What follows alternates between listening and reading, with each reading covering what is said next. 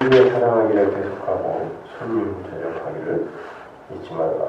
이로써 그리 중에 천사들을 대접하는 일이 있었느니라.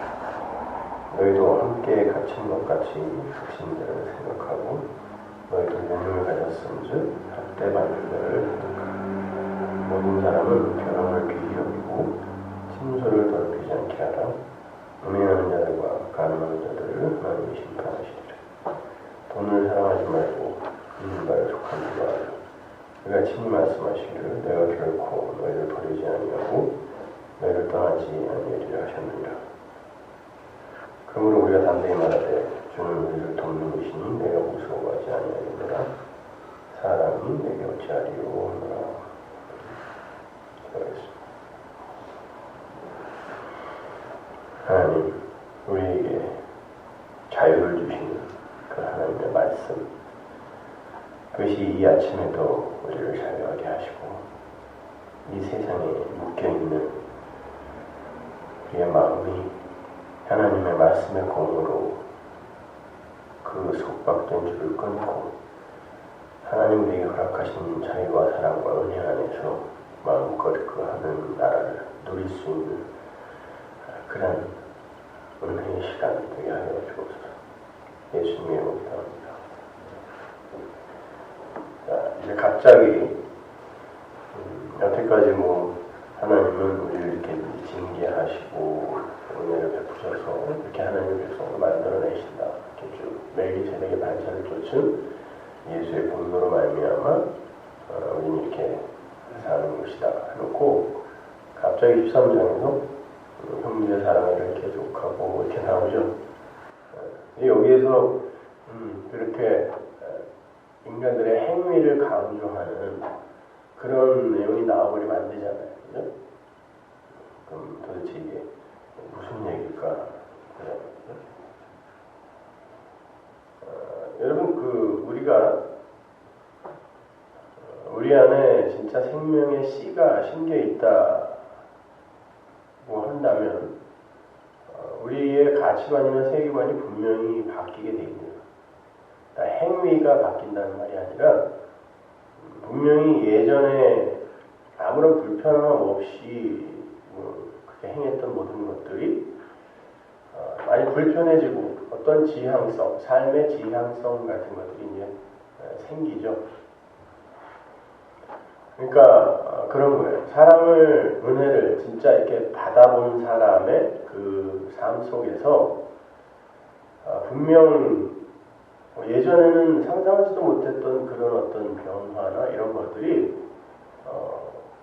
본인에게도 감지가 되고 그렇게 돼 있어요.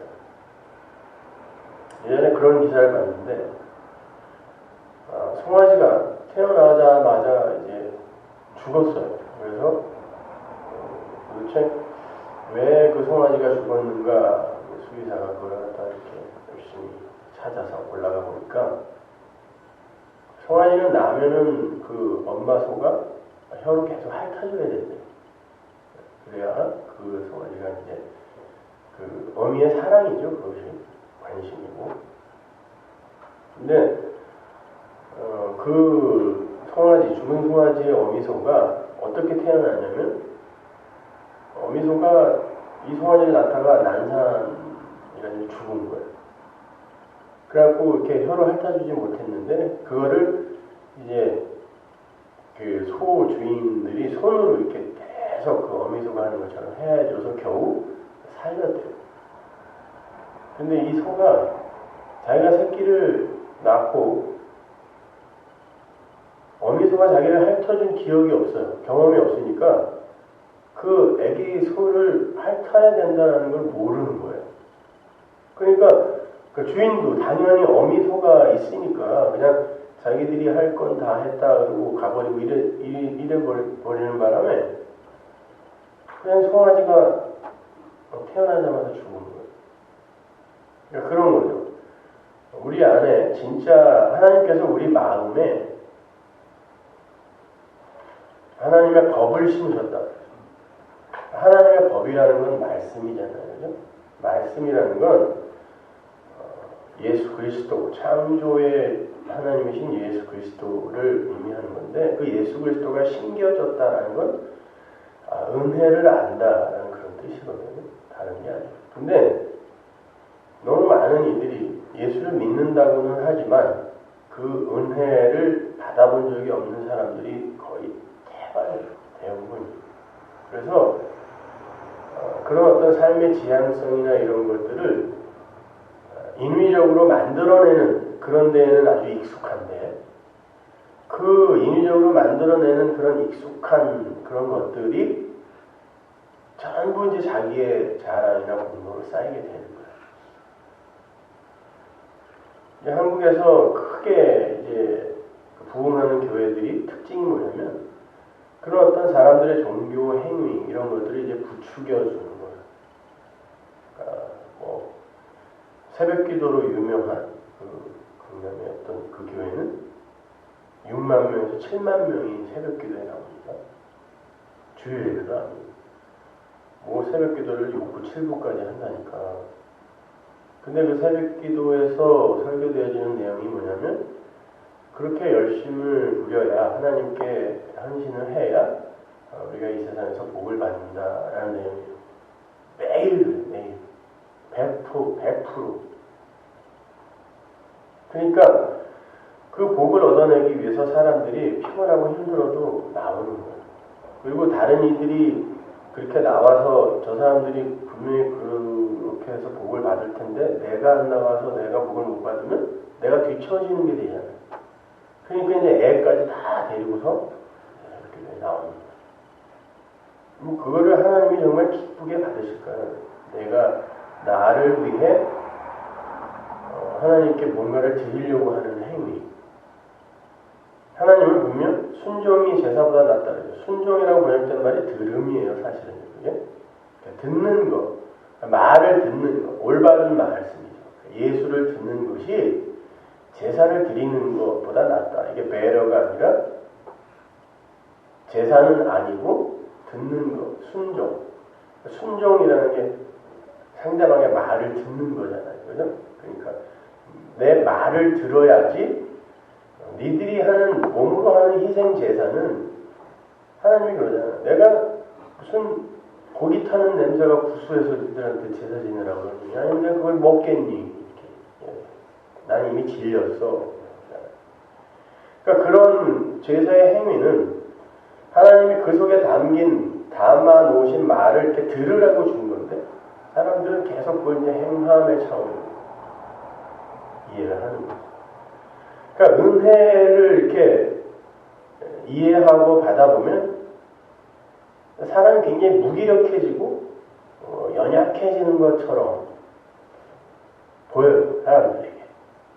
왜냐면은 그 전에 그렇게 막 목숨 걸고 나의 자존심을 지키려고 하고 나의 가치를 지키려고 했던 그런 것들이 이제 인간 보편의 욕망이잖아요, 그것이.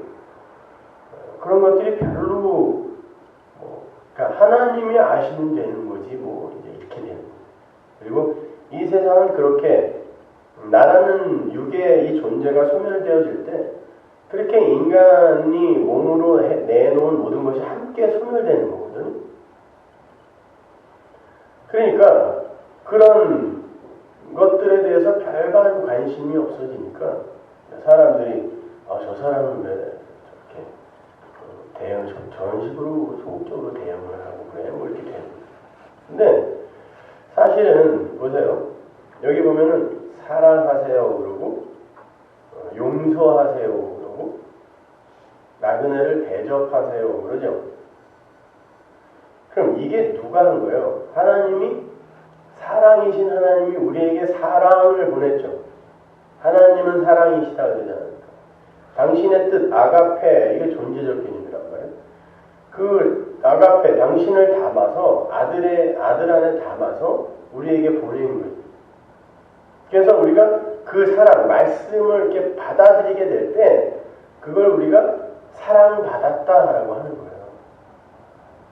그러니까 사랑을 받았어요. 우리가 사랑받았고 하나님이 먼저 사랑했다 그러잖아요. 요한일서에 보면은 사랑받았고 하나님이 우리를 용서하신 거잖아요. 용서라는 게 바로 창조의 개념이에요. 여러분. 뭐 죄를 짓고 그래서 죽어야 할 자들인데 그 죄를 짓고 죽어야 할 자라는 것 자체가 예수박이라는 은혜박이라는 개념이고 거기에서 예수 안으로 끌어들이는 걸 창조라고 하는데 없음이니까 그죠? 그 창조라고 하는데 그걸 용서라는 단어로 이렇게 개념을 표현을 하는 것뿐이란 말이에요. 하나님 우리를 용서하신 거예요. 창조하신 거란 말이에요. 왜? 용서하지 않으면 창조하지 않으면 예수 밖에 없음이니까 먼지니까 그죠? 그러니까 용서가 우리에게 내려와야 우리에게 창조의 일이 일어나는 거예요. 그러니까 우리 보고 누구를 용서하라라는 말은 너희들 가갖고 니들이 그냥 용서의 어떤 권세를 내가 줬으니까 가서 사람들 막 용서하고 다녀라 이게 아니라 예수님께서 부활하신 다음에 제자들에게 나타나서 후 하고 숨을 내쉬면서 성령을 받아라 그러죠. 성령을 받아라 그래 놓고 뭐라 그러냐면 너희들에게 평강이 있을지어다 그래요. 근데 그 평강이 뭐라고 했어요 제가? 성전을 완성했을 때 쓰는 단어가 샬롬 평강이에요. 완성되다. 이제는 완성했다 내가. 가라 그래. 가라 그래 놓고 뭐라 그러냐면 너희들이 용서하는 자는 하늘도 용서하고 너희들이 용서하지 않는 자는 하늘도 용서하지 않는다. 그 말은 용서할 수 있는 권세를 줬다는 말이 아니라 그 용서가 무엇인지를 내가 너희들 마음에 두어서 이제 너희들의 삶으로 입으로 그 은혜, 십자가 구원을 이렇게 이야기하고 살게 할 것인데 내가 완성해 놓은 샬롬, 완성해 놓은 자들은 그걸 받아들이게 될 것이다가 용서한다. 아, 나는 용서받은 거구나. 이걸 전해주는 거죠. 그게 용서한다는 뜻이에요. 근데 선택을 받지 못해서 기가 막힌 이들은 못 알아듣잖아요. 그러니까 사함을 못 받는 거예요. 그것이. 그러니까 우리에게 어떤 용서할 수 있는 권세가 주어졌다는 게 아니라 바꾸어 말하면 권세가 주어진 거나 마찬가지죠. 왜? 말씀이 들어왔으니까. 그리고 그걸 전할 수 있게 해서 내가 통로가 되고 도구가 되어서 그 말씀, 예수가 전해졌을 때 그걸 또 누군가 듣고 받아들이는 게 내가 용서하는 거예요. 하나님의 용서를 전해주는 거란 말이에요. 내가 용서하는 게 아니라. 그러니까 우리의 삶은 제가 여기서 설교를 하는 건 여러분을 사랑하는 거고 사랑을 던지는 거예요. 용서하는 거예요. 그죠? 용서를 전하는 거니까. 하나님이 우리를 이렇게 창조하셨어요. 사하셨어요. 용서하셨어요.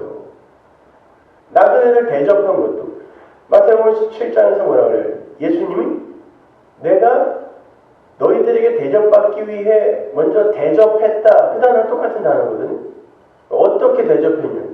십자가에서 모든 것을 다 율법을 완료하시면서 테텔레스타이 다 이루었다라고 완료하심으로 우리를 대접했잖아요. 우리가 나그네라고 하잖아요. 그죠? 그러니까 나그네를 대접한 분이 누구예요? 예수란 말이에요. 그러니까 그 나그네를 대접한 예수를 전해주는 거. 이 세상에 나그네로 살고 있는 하나님의 백성들, 그들에게 우리가 하나님으로부터 어떤 대접을 받았는 줄 아세요? 라고 전해주는 게 나그네를 대접하는 거란 말이에요. 그냥 지나가는 나그네들을 그냥 대접해가지고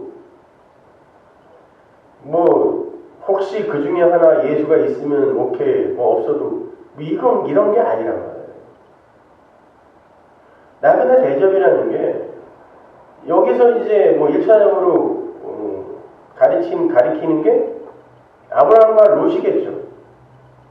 부지 중에 나그네를 대접했는데, 나그네를 대접한다는 건 당시 고대시대 때는 나그네는 한번 지나가면 안 올 사람이에요.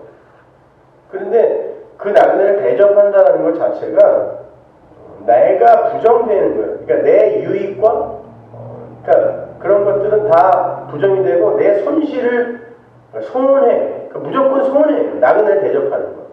고대시대 때.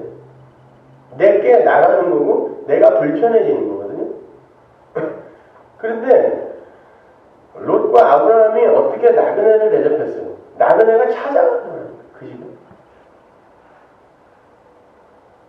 그 양반들이 뭔가 잘나서가 아니라 나그네가 찾아가서 그 나그네를 영접하게끔 만드는 거예요. 그 중에 하나가 누구예요? 여호와의 사자, 예수님이에요. 예수님. 그러니까 예수님이 찾아가서 먼저 그들에게 대접을 해줘요. 믿음을 심어주면 그들이 예수님을 대접하는 거예요. 그게 나그네 대접이에요. 음행이라는 거, 혼인이라는 거. 이 이야기도 뭐냐면 하나님과 혼인을 한 이들이 예수님이 보세요. 우리가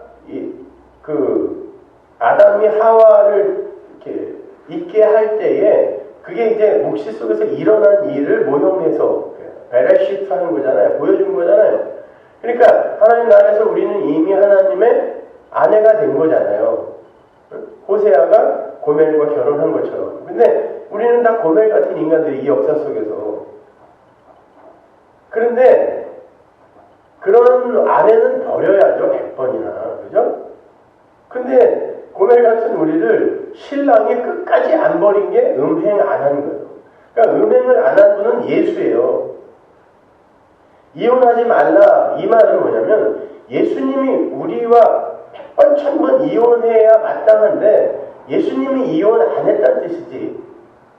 우리에게 뭐 얘네들은 절대 무슨 일이 있어도 이혼하지 마라 이 얘기가 아니에요. 그러니까 예수께서 먼저 우리를 대접하고 음행하지 않고 사랑했고 용서했고 다 한 거예요. 그걸 갖다가 우리가 이해를 하고 그렇게 해서 우리에게 구원이 일어났구나 라는 것을 다른 이들에게 전해주는 것이 바로 음행하지 않는 거요, 나그네를 대접하는 거요, 용서하는 거요, 사랑하는 거요, 그런 거란 말이에요. 그래서 오늘 본문에 보면은 7절부터 6절부터 5절 돈을 사랑하지 말고 있는 말을 독한 줄로 알라. 그가 친히 말씀하시기를 내가 결코 너희를 버리지 아니하고 너희를 떠나지 아니하리라 하셨느니라. 이 말이 왜 들어가 있겠어요 여기? 이거 해야 돼. 이게 끝이라면 이 말이 여기 들어가면 안 되죠. 니네들이 이걸 법으로 받아서 법으로 지켜내려고 하면 그게 곧 죄라는 거예요. 그런데 내가 너희들을 징계, 자식 만들기 그 과정을 통과시키면서 예수가 너희에게 행한 이 진짜 섬김, 진짜 사랑, 진짜 용서를 할 수 있게 만들겠다는 거예요. 그러니까 말씀을 전하게 예수를 나타내는 빛으로 살게 만들어내겠다는 거예요. 그래서 내가 너희를 떠나지 않을 거라는 거예요. 우리는 이런 것들을 보면 금방 이걸 법으로 받아들여요. 율법으로 받아들인다니까요. 그래서 해봐야지 할까? 이렇게 되는 거예요. 근데 먼저 이걸 하다 보면 우리는 우리를 너무 기특하게 생각하게 돼요. 그래놓고는 그 진짜 예수의 사랑과 섬김과 나그네 대접과 용서를 자꾸 잊어버린다니까요. 그러니까 하나님이 그걸 우리에게 깨닫게 해주기 위해 일단 법을 우리에게 주시고 그 법으로 말미암아 너희들이 진짜 살 수 있는가를 경험하게 해주신 다음에 결국은 아니지. 니들은 예수 믿어야 되는 거지. 그러니까 니들이 뭘 하라는 게 아니라 예수께서 행하신 그 행위를 믿으라는 거란 말이에요. 우리에게. 근데 그걸 믿게 되면 그런 세상의 그런 어떤 짐들 있잖아요. 그런 것으로부터 조금씩 벗어나게 돼요. 그냥 내가 마음속에 꼭 붙들고 있던 이런 것들, 내 마음이 가 있는 그런 것들이 이제 많을수록 그게 나에게 짐이 되잖아요. 자식에게 내 마음이 가 있으면 그게 내 생명이 되고, 돈에게 내 마음이 가 있으면 그게 또 내 생명이 되고, 또 내 명예나 자존심 이런 게 내 생명이 되고, 또 나의 업적과 공로. 왜 목사들이 교회를 이렇게 키우려고 그래요, 여러분? 내가 어떤 사람인지 보여주겠다는 거죠. 그러니까 그런 것들로부터 사실 하나님 이렇게 마음을 끊어내 주시는 것이 그게 예수님이 우리에게 말씀하시는 멍에예요. 멍에.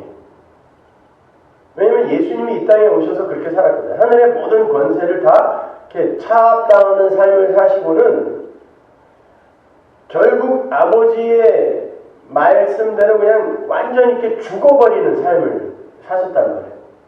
근데 그게 진짜 하나님 아들의 삶이다를 보여주는 십자가 이후에 하나님이 그를 진짜로 살려버립니다. 예수님께서 수고하고 무거운 짐진 자들아 다 내게로 오라 내가 너희를 쉬게 하리라. 그래놓고 뭐라고 하냐면 너희 마음이 쉼을 얻고 라고 이야기를 해요. 그러니까 마음이 쉼을 얻는다는 건 니들 마음이 가 있는 그것들을 내가 끊어준다는 거예요. 그래서 내 멍에라고 하는 거예요. 왜? 예수님 그때 당시에 멍에는 둘이 같이 지는 멍에거든요. 항상 두 소가. 그러니까 벳세메스로 가는 그 두 암소처럼 전대하는 암소처럼 예수님이 가신 그 길을 멍에를 너와 같이 지고 내가 끌고 가겠다는 뜻이란 말이에요. 그게. 그럼 그게 짐이 더 무거운 것 같은데 예수님은 그래야 짐이 가볍다 그래요. 그러면서 내 짐은 쉽고 가벼움이라고 이야기합니다. 그게 진짜 쉬는 삶이고 그게 진짜 자유에 이르는 삶이기 때문에 예수님이 이렇게 말씀하십니다.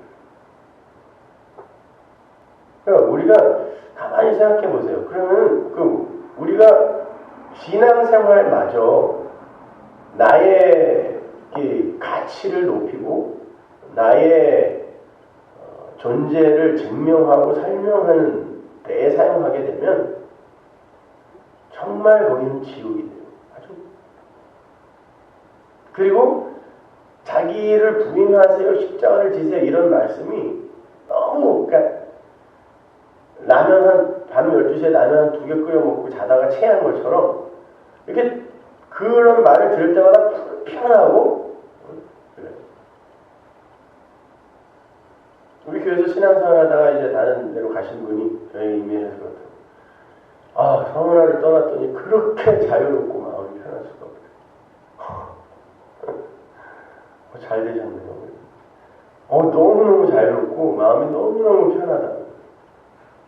그러니까 굉장히 불편했다는 거죠. 여기서 앉아서 그 말을 듣고 있는 게 너무너무 짐이었고 막 이 속박이고 그런데 그 말을 안 들으니까 얼마나 편안하고 자유로운지 모르겠어요. 몇 사람이 이렇게 제가 그러면 나를 얼마나 미워했길래 그런 말을 하는 사람은 얼마나 미워했겠어요. 그렇게 자유로운 삶을 그냥 말을 맨날 뚫리게 했습니다. 이 중에도 그런 분이 있을 거야. 불편하다. 그만 듣고 싶다. 근데 여러분 이 땅에서 우리가 그 과정을 겪지 않으면 절대로 우리는 천국에 못 들어가요. 아니 좌우의 양날선 검이라고 하는데 그 양날선 검이 우리 안으로 헤집고 들어오는 게 말씀을 듣는 거거든요. 그게 마구마구 들어와서 나를 후벼파고 찢어내야 그래야 예수님의 은혜 그 보혈로 수혈받지 않으면 나는 죽는 거구나를 알게 되지. 그 말이 떨어지면 계속해서 막 기가 살고 그래 맞아 나는 잘하고 있는 거야. 비전을 갖고 야망을 갖고 할 수 있다 하면 우리는 분명히 우리의 뜻대로 뭔가를 성취하고 이뤄낼 수 있어. 말씀을 듣고 그렇게 되면 안 되는 거죠. 예수께로 가도록 그 말씀이 몽학선생이 되어야지. 인간의 어떤 가치, 자존심을 이렇게 챙기는 그런 데에 말씀이 사용되지 않습니다. 그러면 생활지수라는 게 있고 행복지수라는 게 있죠. 생활지수라는 건 돈이 많아지면 생활지수가 이제 높아져요. 경제하는 이야기인데. 근데 여러분 생활지수가 높아지면서 반비례하여 행복지수가 낮아진다는 거 아세요? 대한민국에 GNP가 이렇게 올라가면 올라갈수록 국민소득이 뭐 2만 불 이상이 이제 돼요. 올라가면 올라갈수록 생활 지수는 높아지죠. 그러니까 윤택해지고 편안해져요. 그래서 그런 어떤 편의주의나 실용주의 이런 것에 익숙한 사람들은 그런 것들이 이제 행복인 줄 알아요. 그런데 전체적인 행복 지수를 재보면 행복 지수는 그거와 반대로 뚝뚝 떨어져요. 미국의 행복 지수가 100위 바뀐가 그래요. 전 세계에. 그러니까 여기는 편안한 곳이에요. 그죠? 뭐 웬만한 사람들 다 자동차 가지고 다니고 아무 때나 물 틀으면 뜨뜻한 물을 쓸 수 있고 그렇게 아무 때나 물을 틀어서 그 물을 마실 수 있고 또 그 뜨뜻한 물로 목욕을 할 수 있는 사람이 전 세계에 3%밖에 안 돼요. 근데 적어도 우리는 그 3% 안에 들어있는 사람이죠. 먹을 거 없으면 뭐 다운타운에 나가서 줄만 좀 시간 투자만 좀 하면 빵도 주고 밥도 주고 숲도 주고 뭐 여기서는 뭐 굶어 죽을 일은 없어요. 사실. 근데 그거 이외에 또 다른 그게 공허하니까 또 다른 쾌락을 쫓아서 그걸로 뭐 술 먹고 마약하고 이러니까 그냥 사람들이 죽는 거지. 굶어 죽는 홈리스 없어요. 그런 삶이 너무 그냥 쪽팔리고 지긋지긋하고 해서 낙심되어 우울증 걸려 죽고 그거 어떻게 잊어보겠다고 술 먹고 술 취해서 죽고 이러는 거지 굶어서 죽는 사람 없어요. 홈리스들 살찐 거 보세요. 여러분. 세상에 배가 뭐 남산만큼 뭘 먹었는지. 근데 그러한 나라에 살면서도 사람들이 행복하지가 않아요. 그러니까 그런 것들이 우리에게 행복을 가져다 주지 못한다는 그런 반증이란 말입니다. 그러니까 그렇게 인간들이 행복해야 돼. 이 세상에 뭐 어떤 수단과 방법을 동원해서도 우리는 행복해야 돼. 이걸 탐심이라고 하는데 이 행복을 향한 인간 스스로의 힘과 노력으로 행복을 쟁취할 수 있고 우리는 그리로 가야 한다는 요 마음은 이게 우리를 불행하게 하고 이게 결국 이 세상을 지옥을 만들어내는 거예요. 나는 행복해야 돼 이것이. 여러분 지금 5초에 한 명씩 아기들이 굶어 죽는다 그래요. 아프리카나 뭐 아시아 오지 같은 데 보면 진짜로 5초에 하나씩 애들이 굶어 죽는데요. 그리고 뭐 하루에 10만 명이 굶어 죽는다나 뭐 하여튼 어마어마한 거죠. 근데 그들을 다 장지글로의 책을 보면은 그들을 다 먹여 살리는 데에 560억 달러면 된대요. 그러면 한 사람도 안 굶어 죽을 수 있어요. 560억 달러. 근데 전 세계에 각 국가들이 군비로 지출하는 그거 그냥 없어지는 거예요. 그게 7,800억 달러. 사람들이 하나도 굶어 죽지 않고 살 수 있는 그 비용의 10배 이상이 저 새끼를 죽여야지 하는 데 삽니다. 그게 다 뭐예요? 내가 너한테 지지 않겠다라는 그 인간들은 그 내가 너에게 지지 않겠다는 건 인간들은 상대적 행복을 추구하기 때문에 나는 행복할 거야 라는 것이 사람들을 죽이고 그러니까 우리는 이미 하나님으로부터 충분한 양식을 받았어요. 그리고 아무도 굶어 죽지 않을 수 있고 모든 사람이 다 행복하게 살 수 있는 그런 조건을 하나님이 우리에게 제공해 줬는데 우리의 이 악마성이 나만 행복할 거야. 죄보다는 내가 상을 더 받을 거야. 죄보다는 내가 더 행복해야 돼. 이게 결국 지옥을 만들어내는 거야.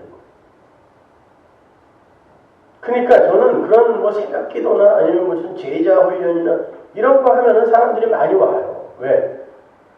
그렇게 하면 내가 뭔가 하고 있다라고 믿고 있기 때문에 아니 예수님이 직접 와서 제자 훈련해서 홀랑 망했는데 무슨 제자 훈련을 하나님이 와서 제자 훈련해갖고 망했다니까요. 12놈 다 도망갔잖아요.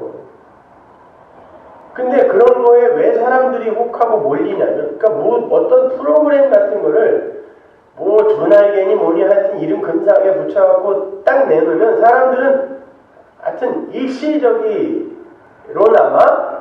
거기에 광분하게 돼 있어요. 그리고 사람은 몰리게 돼 있습니다. 그렇게 해주고 이거를 잘하면 너는 하나님 앞에 칭찬받는 사람이 되는 거고 그러한 사람이 하나님께 뭔가 다른 대우를 받지 않겠니? 이런 마음을 심어주는 거거든요. 그러니까 사람들이 아주 그냥 거기가 전쟁이에요. 그것이. 그러니까 너보다는 내가 더 열심을 부릴 거 이게 전쟁이지 뭐예요. 그래서 저는 가끔 한국에 가면 기독교 TV에서 나오는 그 새벽기도 몇만 명이 모여있는 그런 데 보면은 저기가 지옥이구나. 죄송한 말씀이죠. 그러니까 코피가 질질 나도 그냥 앉아있는 거예요. 피곤해 죽겠는데 앉아있는 거예요. 아니 세상에 매일같이요. 제주도에서 비행기를 타고 새벽기도에 참석한 사람이 있다. 그것도 다수가. 왜 미친 짓입니까? 그걸 목사님이 그냥 자랑스럽게 자서전에다 쓰고 설교를 하고 이러고 아니 어떻게 매일같이 제주도에서 비행기를 타고 새벽기도를 오냐고 뭐하는 사람이길래 도대체. 새벽기도는 꼭 거기 와서 해야 돼요. 그러니까 뭐 성전의 개념, 구원의 개념, 복의 개념 이런 것들이 제대로 정의되어 있지 않으니까 그건 엉터리 그런 열심히 부리는 여러분은 예수께로 가는 거예요. 여러분. 하나님께로 은혜로 가야지 절대로 내가 기특해지고 내 가치가 챙겨지는 그곳으로 가면 우리는 실패하는 짓이야. 100% 실패. 그러니까 우리의 삶 속에서 그러한 어떤 예수님이 당하신 우리를 사랑하고 용서하고 대접하고 음행하지 않고 한 게 예수님이 다 자기 존재를 그냥 이렇게 다 부정당한 상태에서 했던 거잖아요. 사랑이라는 건 예수 자체를 우리에게 목숨을 줘버리고 용서도 마찬가지고 예수가 무한이신 그분이 유한으로 관입되어 내려와서 예수가 죽음으로 말미암아 우리가 창조된 거니까 예수가 머리가 됐다는 것 자체가 유한의 영역에 머물겠다라는 하나님의 의지였으니까 그게 신의 죽음이란 말이에요. 피란 말이에요. 그것이. 대접 마찬가지잖아요. 그리로 우리가 끌려가는 게 어떤 모양으로 나타나겠어요? 계속 당하는 거예요. 배신당하고 고통받고 핍박받고 그런 거를 피해가면서 그냥 지식으로만 그걸 알고 있는 걸 귀신들도 갖고 있는 믿음이라 야고보서에서 행함이 있는 믿음이라는 건 바로 그런 예수의 십자가의 행함 그 행함이 우리의 삶 속에서 그 엘본 이 일로 분명히 나와야 되는데 그것도 안 나오면서 그런 자기 부인 십자가의 삶이 행함으로 나오지도 않으면서 나는 십자가 알아요, 피 알아요, 보혈 알아요. 이게 아니라는 거예요. 저는 산상수훈을 이렇게 요새 보면서 야 내가 진짜 이 산상수훈을 강의를 할 수 있다라는 것 이 자체가 기적이구나. 저는 정말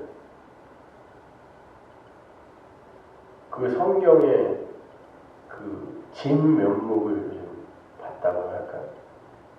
난 살인하지 말라, 간음하지 말라 이런 것들이 아니 율법이 완료됐다. 분명히 제가 지난주에 이제 설교했잖아요. 근데 살인하지 말라, 간음하지 말라. 그 밑에 쭉 나와요. 이게 도대체 무슨 뜻일까? 아주 어떻게 설교를 해야 될까? 피가 바짝바짝하네.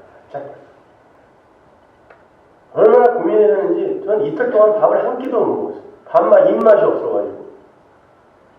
그러니까 설교를 어떻게 만들어낼까가 아니라 이해가 안 가는 거예요. 어떻게 일관성을 갖고, 분명히 성령은 일관성을 갖고 이걸 쓰셨을 텐데 왜 나에게는 이게 이해가 되어지지 않는가? 그러니까 살인하지 말라, 간음하지 말라 이거를 구약부터 또 다 찾아봤어요. 다 찾아보고 이게 진짜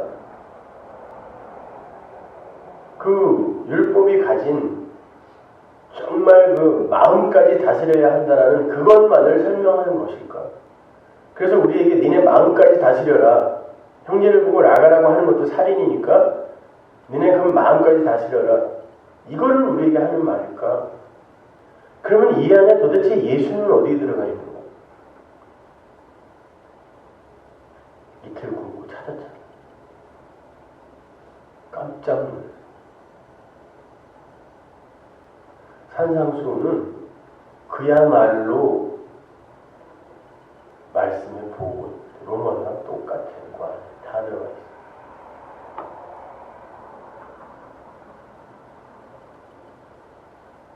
그러니까 성경이 이렇게 일관성 있게 예수 하나로 연결이 되어 있는 거구나.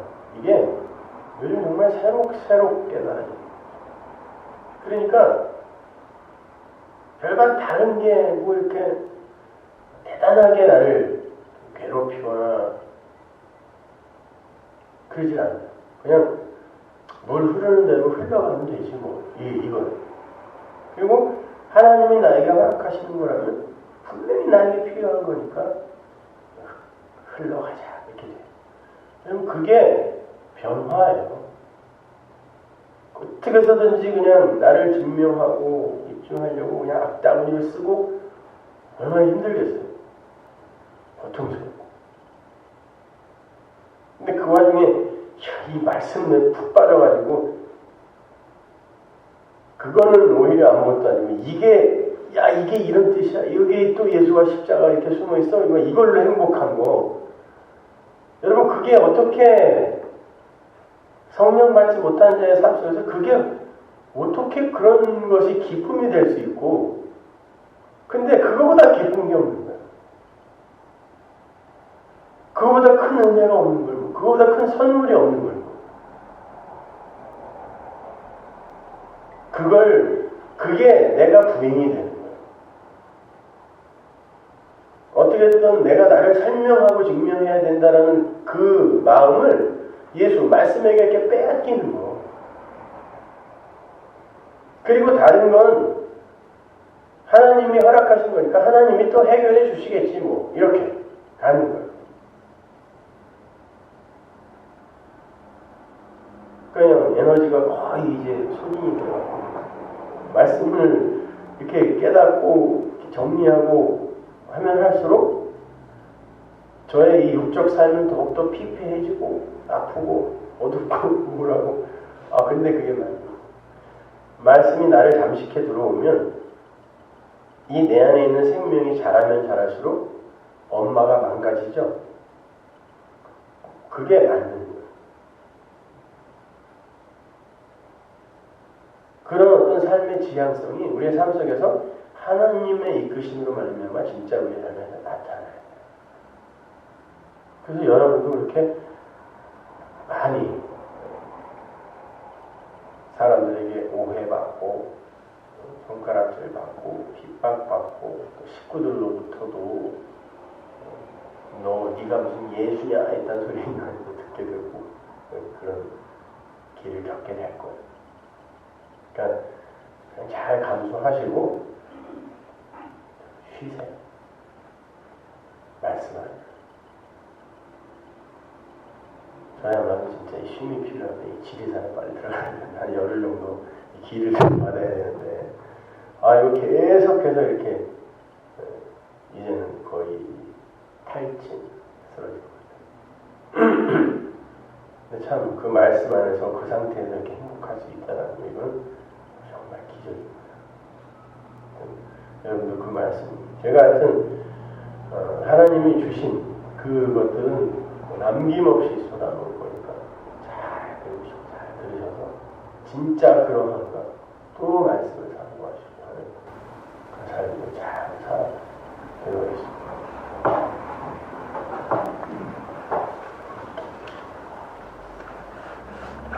하나님 은혜를 감사합니다. 우리 하나님, 저희들은 상상할 수도 없는 이런 하나님의 말씀, 성경을 주고 하나님 떠나셨습니다. 그런데 이 말씀이 이렇게 살아서 우리를 인도합니다. 하나님, 이보다 더 큰 기적이 어디 있습니까? 그리고 이 살아있는 말씀이 우리 안에 들어와서 우리를 복무시켜내고 우리의 살바를 우리에게 지시해 줍니다. 아버지 하나님, 이 놀라운 기적 속에, 이 은혜 속에, 선물 속에 있는 우리의 실존을 행복하게 받아들이게 하시고 그걸 누릴 수 있게 도와주옵소서. 예수님의 이름으로